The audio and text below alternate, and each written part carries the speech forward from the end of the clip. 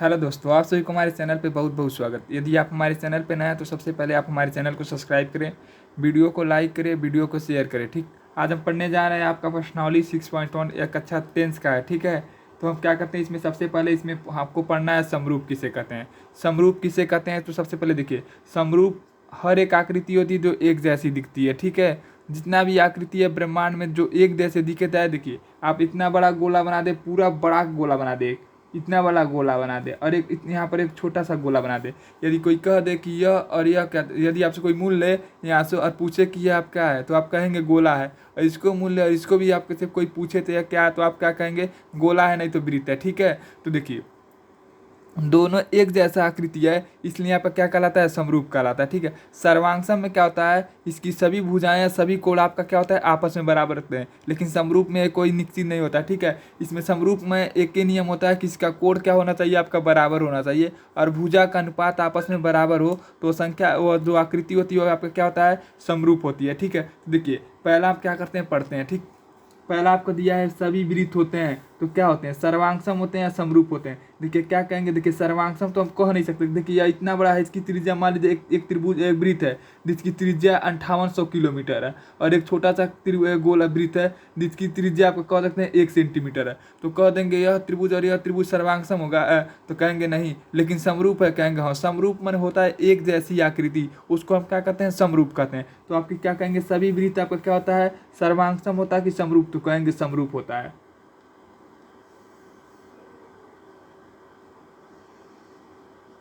ठीक, पहला कैंसर हो गया। फिर देखिए कह रहा कि सभी वर्ग होते हैं, सर्वांगसम क्या समरूप, कहेंगे समरूप होता है।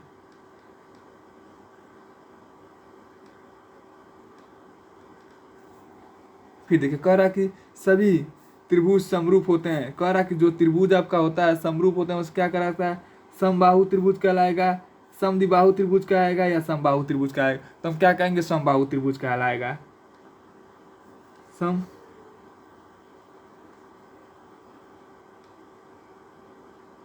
बाहु त्रिभुज कहलाएगा। ठीक है, अगला देखिए कह रहा है भुजाओं का समान संख्या वाले दो समबाहु त्रिभुज सॉरी बहुभुज त्रिभुज, ठीक है, समरूप होते हैं यदि क्या कह रहा है, देखिए यदि वह समरूप कब होगा, देखिए भुजा क्या आपका है, समान भुजा वाले, देखिए दो समबाहु त्रिभुज, समबाहु माने बहुभुज त्रिभुज, बहुभुज माने यहाँ समझ रहे हैं जिसकी भुजाएं क्या हो, भिन्न भिन्न हो। ठीक है, कह रहा है कि यदि उनकी भुजाओं का संगत भुजाओं का अनुपात क्या हो, बराबर हो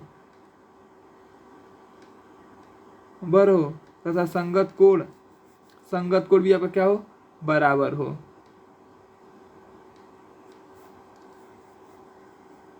कोण का मान यहाँ पर रहेगा, मान बराबर हो तो आपका क्या कहलाएगा, वह समरूप त्रिभुज कहलाएगा। ठीक है, यहाँ पर क्वेश्चन में आपको पूरा क्वेश्चन नहीं लिखे हैं, आप देख लीजिएगा, समरूप त्रिभुज कहलाएगा।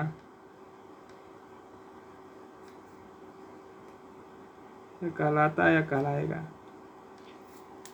यहाँ तक यदि आपको समझने में कोई दिक्कत हुआ हो तो आप क्या करें, देखिए क्वेश्चन में साफ साफ कहा है कि भुजाओं की समान संख्या वाले बहुभुज, यानी जिसकी भुजाएं अधिक हो, ठीक है, त्रिसमरूप है। ठीक है, क्या आपसे क्वेश्चन में कह दिया कि समरूप है, आपको क्वेश्चन में बता दिया कि वो जो आकृति है वो कैसी है, समरूप है। यदि समरूप है तो उसका दो कंडीशन क्या क्या होता है, उसकी भुजाओं का अनुपात क्या होना चाहिए, बराबर होना चाहिए, और कोण का मान आपका क्या होना चाहिए, सभी बराबर होना चाहिए। ठीक है, यदि मान लीजिए ऐसी कोई बात नहीं, देखिए इतना बड़ा त्रिभुज है और यहाँ पर इतना बड़ा त्रिभुज है, देखिए इसका यह कोण 60 डिग्री दिया है तो यह भी कोण आपका क्या होना चाहिए, 60 डिग्री होना चाहिए, और यह कोण आपका 30 डिग्री दिया है तो यह कोण भी आपका क्या होना चाहिए, 30 डिग्री होना, यानी कोण का अनुपात आपका एक कोण का मान हमेशा बराबर होना चाहिए। ठीक है, अगला क्वेश्चन देखिए कह रहा है निम्नलिखित युग में दो भिन्न उदाहरण दीजिए। ठीक है, आपको उदाहरण अपने तरफ से देना है, दो समरूप आकृति बना दीजिए, एक आकृति एक छोटा सा आकृति बना दिए, ये आपका क्या हो गया, समरूप। यहाँ एक गोला बड़ा गोला बना देते हैं, एक छोटा गोला बना देते, ये भी आपका क्या हो गया, समरूप हो गया। ठीक है, अब कह रहा है कि ऐसी आकृति जो समरूप नहीं है, मान लीजिए आपका एक गोला हो गया और एक क्या हो गया, वो आयत हो गया, ये आपका क्या है, समरूप है, कहेंगे नहीं, क्योंकि आपका क्या है, गोला है या वृत्त है, या आपका क्या है, आयत है या वर्ग है। ठीक है, यहाँ बना देते हैं, एक त्रिभुज बना देते हैं और एक क्या बना देते हैं, हम गोला बना देते हैं। ठीक है, ये दोनों आपका समरूप है, कहेंगे नहीं समरूप। ये आपका क्या हो गया, पहला उदाहरण, ये आपका हो गया दूसरा उदाहरण, ये आपका हो गया पहला समरूप, ये आपका हो गया दूसरा समरूप। ठीक है, तो यदि आपको नहीं समझ में आया तो आप क्या करेंगे, कमेंट करेंगे कि सर हमको इस लाइन में नहीं समझ आया। ठीक है, चलिए हम आपका अगला क्वेश्चन देखते हैं। कह रहा कि बताइए कि निम्नलिखित चतुर्भुज के समरूप है या नहीं। तो सबसे पहले हम क्या करते हैं, जानते हैं किसी भुजाओं का अनुपात क्या होना चाहिए, बराबर होना चाहिए। ठीक है, तो चलिए पहला भुजा क्या है, कहेंगे पहला भुजा इसके बड़े वाला से लेते हैं BC, दूसर का क्या है SR।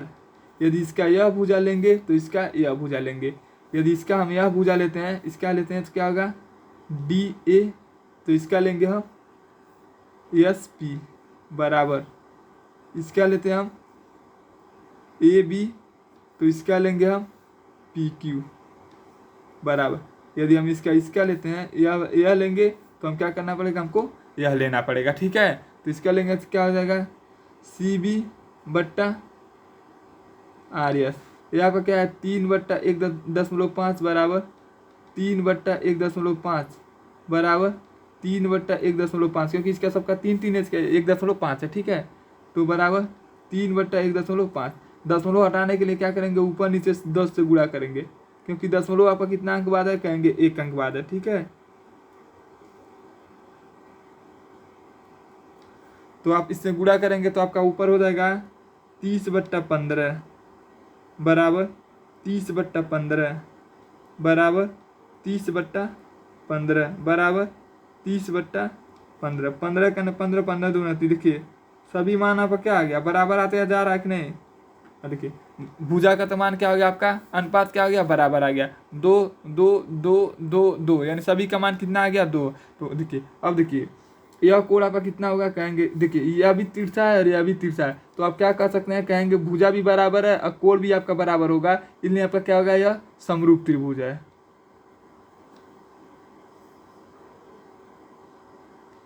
त्रिभुज, ठीक है।